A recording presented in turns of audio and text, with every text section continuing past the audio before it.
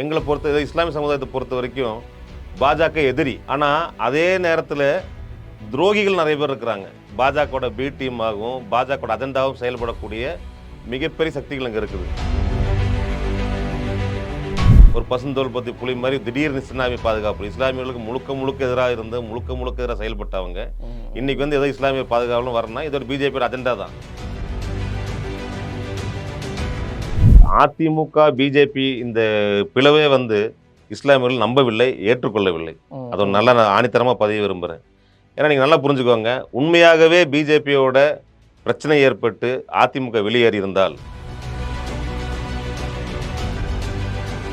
எங்களுக்கு பாஜக எதிரின்னா அதிமுக துரோகி. இஸ்லாமியர் மக்களை பொய்யான வாக்குறுதிகளை கொடுத்து எப்படியாச்சும் இஸ்லாமியர்கள் ஓட்டை உடைச்சு அதன் மூலயமா யாருக்கு வந்து நன்மைனா பிஜேபி தான் நன்மை. மக்கள் ஒரு ஏக்கத்தில் இருக்கிறாங்க. தன் குறைகளை சொல்றதுக்கு வேண்டான ஒரு மீடியம் இல்லை. இன்னைக்கு பத்திரிகைகள் பிஜேபி பற்றி எழுத மாட்டேங்கிறாங்க. மக்கள் பிரச்சனைகள் வெளிவர மாட்டேங்குது, அமுக்கப்படுகிறது.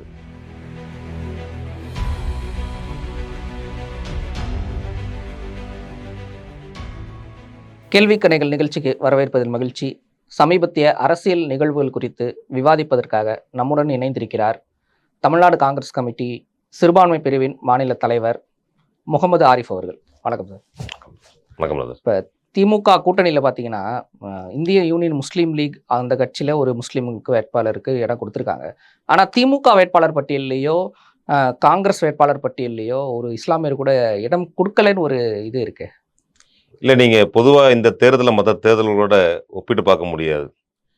இது தேர்தலுங்கிறதோட இது ஒரு மிகப்பெரிய போர். பாசிச சக்திகளுக்கும் ஜனநாயக சக்திகளுக்கும் நடக்கக்கூடிய போர்.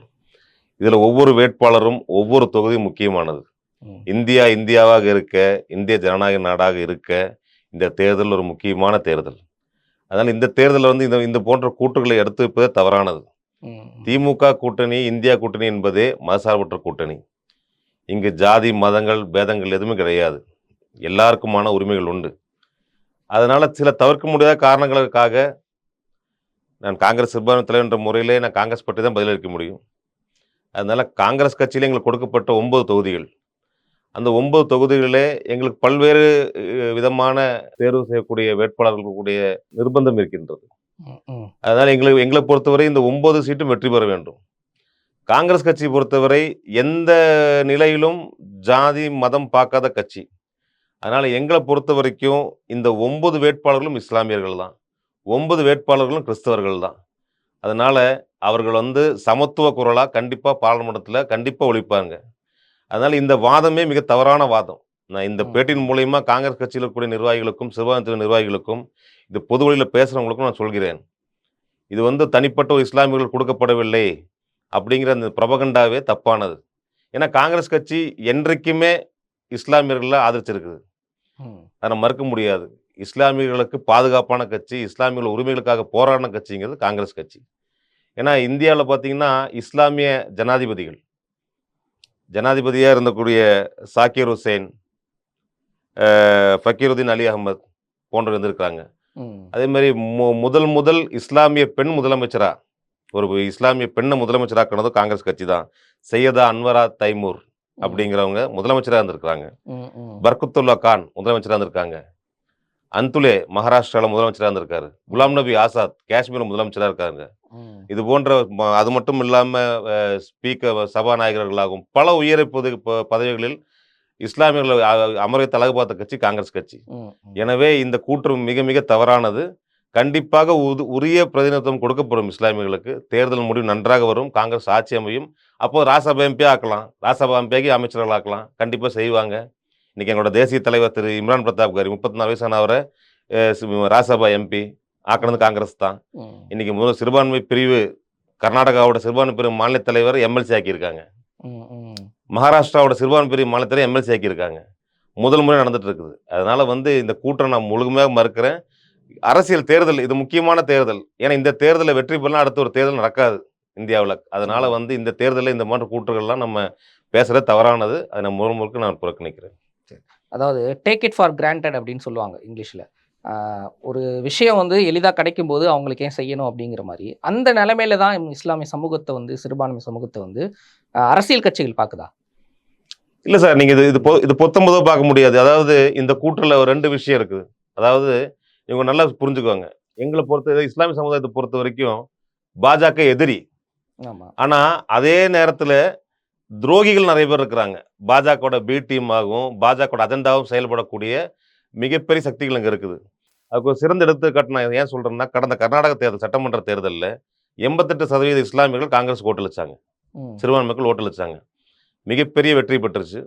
அந்த வெற்றியின் பிறகு உரிய பிரதிநிதித்துவம் தரப்பட்டது. அமைச்சரவையில எல்லாத்தையும் கொடுக்கப்பட்டது. ஆனா தேர்தல் முடிவுல பார்த்தீங்கன்னா, காங்கிரஸ்க்கு இஸ்லாமியர்கள் அளித்த ஓட்டு பெர்சன்டேஜ வந்து பிஜேபினால எப்படி மேட்ச் பண்ணவே முடியல. அது வேற எங்கேயும் டேலி பண்ண முடியாது. ஏன்னா சட்டமன்ற தேர்தல் உங்களுக்கு தெரியும்.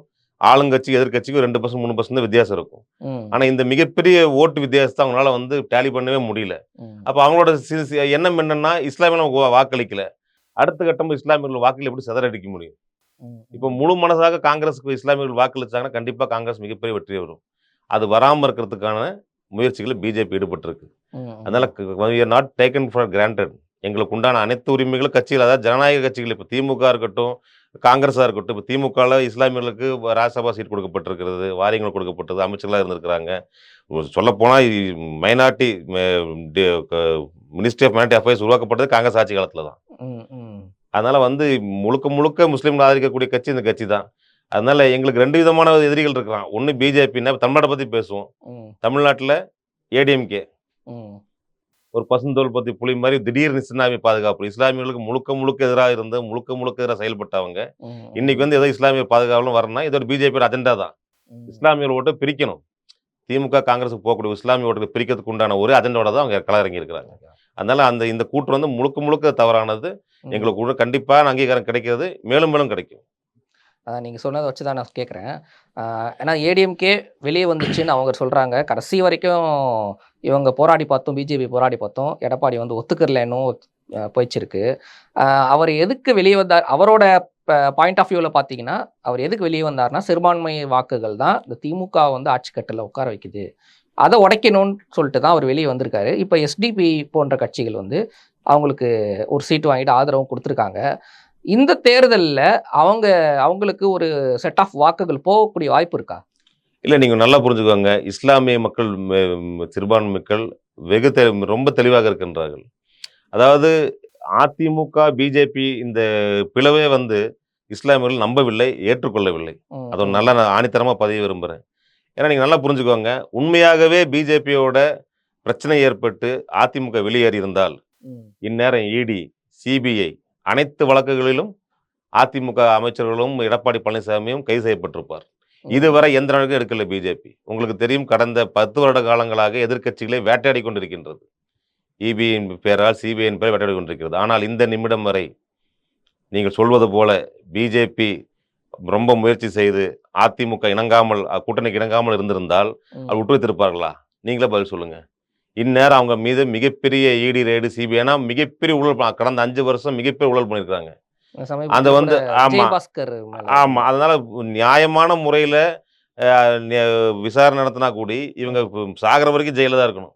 அதிமுகவோட முதலமைச்சர் எடப்பாடி சாமி, அமைச்சர்கள் எல்லாம். ம், ம், இன்னொன்னு, இப்ப எஸ்டிபி கட்சிய பொறுத்தவரைக்கும் வரும்னா, அவங்க ஒண்ணும் முழுக்க முழுக்க இஸ்லாமியர்களுக்கான பிரதித்துவம் குடுக்குற கட்சி கிடையாது. ம், இஸ்லாமியர்கள் இதுவரைக்கும் எந்த தேர்தலும் அங்கீகரிக்கவில்லை. நல்லா புரிஞ்சுக்கோங்க. ஏன்னா கர்நாடகா தேர்தல்லயும் 16 தொகுதியில போட்டியிட்டாங்க தனியா. ம், அதுல 15 சீட்ல டெபாசிட் இழந்துட்டாங்க. ம், ம், 15 சீட்ல டெபாசிட் இழந்துட்டாங்க. முழுக்க முழுக்க மக்கள் வந்து புறக்கணிச்சுட்டாங்க. அப்போ நான் தான் மீண்டும் சொல்றேனே, எங்களுக்கு பாஜக எதிரின்னா, அதிமுக துரோகி. இஸ்லாமியர் மக்கள பொய்யான வாக்குறுதிகள குடுத்து எப்படியாச்சும் இஸ்லாமியர்கள் ஓட்ட உடைச்சு, அதன் மூலியமா யாருக்கு வந்து நன்மைன்னா, பிஜேபிக்கு தான் நன்மை. ம். இஸ்லாமியர்கள் ஓட்டு உடையும்போது, அந்த நன்மை யாருக்கு போய் சேரும்னா, பிஜேபிக்கு தான் போய் சேரும். அதனால பிஜேபி அண்ணாமலை தன்ன ஒரு தலைவரா வளர்த்துக்கிறதுக்கு, ஏடிஎம்கேங்கிற கட்சிய பலி குடுத்து, அவங்கள வச்சு கோமாளித்தனமான அவங்கள வேஷம் போட வச்சு, அவங்க அரசியல் அத்தியாயத்த முடிக்கிறதுக்கான முதல் திட்டமா தான் இத நாங்க பார்க்குறோம் இத. ஓகே. அண்ணாமலை பத்தி சொல்றீங்க. நான் அவர ம். பத்தி கேட்கிறேன்.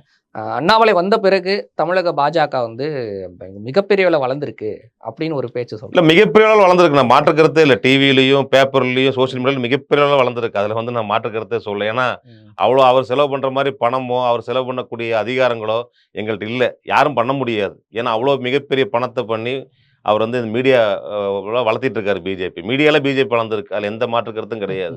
அத நான் ஆணித்தரமா உங்களுக்கு சொல்ல விரும்புறேன். ஏன்னா நீங்கள் நல்லா புரிஞ்சுக்கோங்க, மீண்டும் மீண்டும் தொடர்ந்து அண்ணாமலை பத்திரிகையாளர்களை அசிங்கப்படுத்திட்டே இருக்கிறாரு, கேவலப்படுத்திட்டே இருக்காரு. இருந்தாலும் மீண்டும் மீண்டும் பத்திரிகையாளர்கிட்ட போய் நிற்கிறாங்க. இது வேற எந்த தலைவர் செஞ்சிருந்தாலும் புறக்கணிச்சிருப்பாங்க, அவங்கள ஓரங்கட்டியிருப்பாங்க. ஆனால் மீண்டும் மீண்டும் போய் நிற்கிறாங்க. இன்னொன்று, சோஷியல் மீடியாலையும் மீடியாலையும் பெய்ட் ப்ரமோஷன்ஸ் பண்ணி பிஜேபி வளர்ந்த மாதிரி மாயை காட்டுறாங்க. அதுக்கு இந்த தேர்தலில் மக்கள் தக்க பதிலடி கொடுப்பாங்க. நான் கோவை சேர்ந்தவன், என் சொந்த மாவட்டம் கோவை. எங்கள் கோவையிலேருந்து சிக்கியிருக்கார் அண்ணாமலை. அவருக்கு உரிய மரியாதை செய்து உரிய முறையில் அவரை மாலை மரியாதையோட மிகப்பெரிய தோல்வி அளித்து நாங்கள் திரும்பி அனுப்புவோம். அது நீங்கள் பார்க்க தான் போகிறீங்க வளர்ச்சி என்னங்கிறது. ஓகே. இப்போ ராகுல் காந்தி பார்த்தீங்கன்னா, பாரத் ஜோடோ யாத்திரை, அப்புறம் பாரத் நியாய் யாத்திரைன்ட்டு 2 யாத்திரைகள் வந்து போயிருக்காரு. இந்தியா முழுக்க போயிட்டாரு. இது ஒரு பலம்னு வச்சுக்கிட்டாலும், இன்னொரு பக்கம் இந்தியா கூட்டணி எல்லா மாநிலங்களையும் செட் ஆயிருச்சு. ஒரு சில மாநிலங்களில் சில இது இருந்தாலும் இப்போ செட் ஆயிருச்சு. இப்போ தேர்தல் பரப்புரைகளும் போயிட்டு இருக்காங்க எல்லாரும். இது வந்து பிஜேபியை வந்து வெற்றி கொள்றதுக்கான ஒரு பலமா இருக்குமா? இல்லை, முதல்ல நீங்கள் பார்த்தீங்கன்னா பாரத் ஜோடோ யாத்ரா கடந்த வருடம் தலைவர் ராகுல் காந்தி மேற்கொண்ட யாத்திரை வந்து கன்னியாகுமரியிலிருந்து காஷ்மீர் வரைக்கும் நடைபெறாமல் சென்ற யாத்திரை. அதில் எனக்கு ஒரு பாக்கியம் என்னென்னா, அவர் கூட 120 பேர் இந்தியா முழுவதும் இருந்து பயணம் செஞ்சாங்க. அவருடன் தங்கி அவருடன் நடந்ததில்லை. அதில் நானும் ஒருவன். அதில் சொல்லி நான் பெருமை கொள்கிறேன். அதனால எங்களை வந்து பாரத் யாத்திரைன்னு சொல்லுவாங்க. அதனால் நானும் வந்து கன்னியாகுமரியிலிருந்து காஷ்மீர் வரைக்கும் தலைவர் ராகுல் காந்தி கூட நடைபெறாமல் சென்றேன். அதில் ஒரு முக்கியமான விஷயம், இந்தியா முழுக்க நாங்கள் பார்த்த ஒரு பொதுவான விஷயம், மக்கள் ஒரு ஏக்கத்தில் இருக்கிறாங்க. தன் குறைகளை சொல்றதுக்கு வேண்டான ஒரு மீடியம் இல்லை. இன்னைக்கு பத்திரிகைகள் பிஜேபி பற்றி எழுத மாட்டேங்கிறாங்க. மக்கள் பிரச்சனைகள் வெளிவர மாட்டேங்குது, அமுக்கப்படுகிறது. அப்போ நான் பார்த்தது ராகுல் காந்தியை அனைத்து மக்களும், விவசாயிகள், சிறு குறு தொழிலாளர்கள், மாணவர்கள், சிறுபான்மை மக்கள், தாழ்த்தப்பட்ட மக்கள் எல்லாருமே தங்களுக்கான குறைகளை சொல்ல ஒரு ஒரு நீதிமன்றம் போல, ஒரு வழக்காடு மன்றம் போல தான் அவரை சந்திச்சு அவர், அதாவது இப்போ இந்துக்கள் கோயிலில் போய் முறையிடுவாங்க, கிறிஸ்தவர்கள் சர்ச்சில் முறையிடுவாங்க, இஸ்லாமியில் போய் முறையிடுவாங்க. அந்த மாதிரி மக்கள் தங்கள் குறைகளை சொல்ல இடம் இல்லாமல் இருக்குது. ஏன்னா காட்டு மரணத்தனமான பிஜேபி ஆட்சியில் மக்கள் தங்கள் குறைகளை போய் சொல்லவே முடியல. அதனால் இந்தியா முழுக்க நாங்கள் பார்த்தோம் மிகப்பெரிய எழுச்சி. அது யாத்திரைன்னா உண்மையான பாத யாத்திரை, சிலர் நடத்துகிற மாதிரி யாத்திரை கிடையாது. உண்மையான பாத யாத்திரை. நாங்கள் முழுசாக லைவ் டெலிகாஸ்ட் பண்ணோம். கிட்டத்தட்ட 3000 கிலோமீட்டருக்கு மேலே நடைபயணமாக சென்றோம். ஒரு நாளைக்கு 25 சென்றோம். அனைத்து மக்களையும் சந்திச்சார், அனைத்து தரப்பட்ட மக்கள் சந்தித்தோம். அதன் விளைவாகத்தான் எங்களுக்கு தெலுங்கானாவிலும் கர்நாடகாவிலும் மிகப்பெரிய வெற்றி கிடைச்சது, சட்டமன்றத்தில் மிக வெற்றி கிடைச்சது. அது மாதிரி இந்த பாரத் ஜோடோ நியாய் யாத்திரை இப்போ போன யாத்திரை வெறும் குறுகிய காலத்து யாத்திரை, 6000 ஹைடெக் யாத்திரை, 6000 கிலோமீட்டர் யாத்திரை பண்ணியிருக்காரு. அந்த யாத்திரையின் மூலயமா நார்த் இந்தியாவில் மிகப்பெரிய எழுச்சி உண்டாக்கியிருக்கு. எங்கடா காங்கிரஸ்னு கேட்டவங்கள வாயடிச்சு போயிட்டாங்க. யூபியில் கூடின மிகப்பெரிய கூட்டம், மோடியோட குஜராத்தில் கூடின மிகப்பெரிய கூட்டம் அவங்க தூக்கத்தை கலைச்சிருக்குது, அவங்க தோல்வி பயத்தை காமிச்சிருக்குது, அவங்களோட பரபரப்பு வெளியே காட்ட தொடங்கி இருக்குது. அதனால் இந்த யாத்திரை கண்டிப்பாக இந்திய மக்களை ஒருங்கிணைச்சிருக்குது, எதிர்கட்சிகளையும் ஒருங்கிணைச்சிருக்குது. இந்தியா கூட்டணி நீங்கள் கடந்த மாதம் வரைக்கும் பேப்பர் டிவியில் போட்டிருந்தாங்க, அங்கே பிரச்சனை, இங்கே பிரச்சனை, அந்த பிரச்சனை. இன்றைக்கு எல்லாம் பேசி முடிக்கப்பட்டு இன்று ஒற்றை கொள்கையாக இந்த நாடு இந்தியா ஜனநாயக நாடாக இருக்க வேண்டும் என்றால் இந்த பிஜேபி என்ற தீய சக்தி அகற்றப்பட வேண்டும் என்ற ஒற்றை கொள்கையில் என்ற ஒன்றிணைச்சிருக்கிறோம்.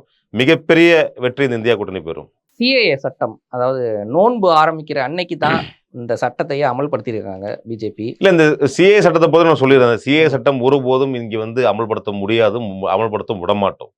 இந்த சிஏ சட்டம் இப்போ வரதுக்கு ஒன்று காரணம் என்னன்னா, இந்த எஸ்பிஐ எலக்ட்ரல் பாண்ட், இந்த வேலையின்மை, இந்த வேலையில்லா பிரச்சனை, இந்த மாதிரி விவசாயிகள் போராடுறாங்க, இந்த பிரச்சனைகள்லாம் திசை திருப்புறதுக்கு என்றைக்குமே பாஜகவுக்கு வந்து இஸ்லாமியர்களும் இஸ்லாமிய பிரச்சனைகளும் அவங்களுக்கு கருவி. என்றைக்கெல்லாம் பிரச்சனை வருதோ, ஒரு முஸ்லீம் அடிச்சு கொண்டாங்கன்னா மொத்தமாக திரும்பி போயிடும். ஒரு மாட்டு இறைச்சி வச்சிருக்கணும் பிடிச்சி அடிச்சாங்கன்னா திரும்பிடும்.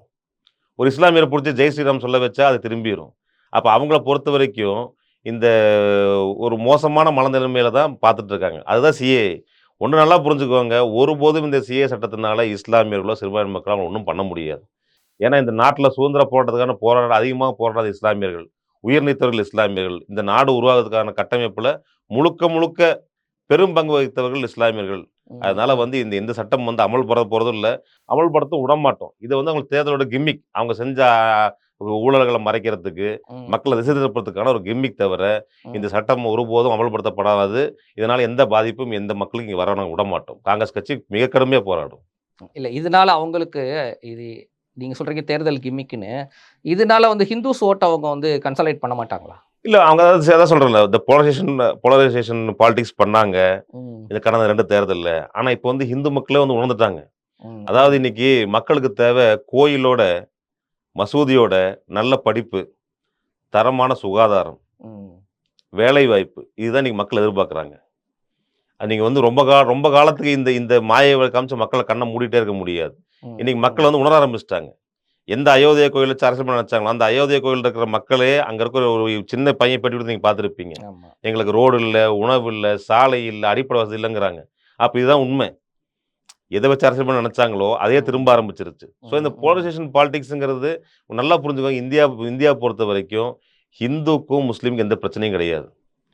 ஹிந்து பிரிவினைவாதிகள், சொல்லப்போனால் ஹிந்து தீவிரவாதிகளுக்கும் இஸ்லாமிய தீவிரவாதிகளும் பிரச்சனை இருக்குமே தவிர, பொதுவான ஹிந்து முஸ்லீம் என்றைக்கும் அண்ணன் தம்பி நாட்டில் இருப்பான்.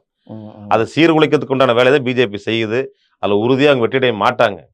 எனக்கு ஒன்றுனா கண்டிப்பாக என் ஹிந்து நண்பன் வந்து நிற்பான். என் ஹிந்து நண்பன் ஒன்று நான் தான் வந்து நிற்பேன். இதுதான் இந்தியா இப்படி தான் இருக்கும். அதை நாங்கள் மாற விட மாட்டோம். இந்தியா மாறாது. அதனால இந்த பிஜேபியோட இந்த பகல்கணம் ஒருபோதும் பலிக்காது. இந்த போலரைசேஷன் பாலிடிக்ஸ் பண்ணாங்க, ஓரளவுக்கு வெற்றி மாட்டாங்கன்ற தேர்தல். இந்த தேர்தலில் வந்து மக்கள் வந்து கண் விழிச்சிட்டாங்க. அவங்க சொன்ன டெவலப்மெண்ட் அஜெண்டா, பிஜேபி சொன்னது வந்து என்னன்னா 60 வருஷம் காங்கிரஸ் பண்ணால் நாங்கள் 60 மாதம் செஞ்சு காமிக்கிறேன்னாரு. ஒரு 60 மாதம் போச்சு.